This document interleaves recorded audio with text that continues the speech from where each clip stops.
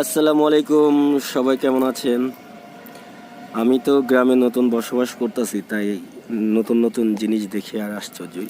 যেমন এই যে দেখুন, এটা পেঁয়াজের কালির মতো লাগতেছে।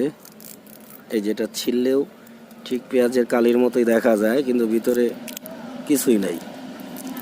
তা আমি প্রথমে মনে করছিলাম পেঁয়াজ লাগানো মনে হয়, পেঁয়াজের কালি বা অবিসুর।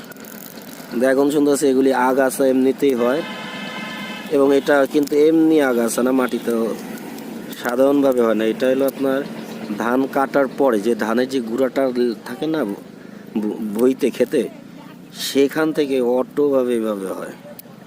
এই দেখুন, এইভাবে দেখছেন, দেন কালি। তাই আমি মনে হচ্ছে পেঁয়াজি কালি, কিন্তু এখন নতুন নতুন দেখতেছি। তো এটা কি উপকারে লাগে, কেউ খায় না এটা।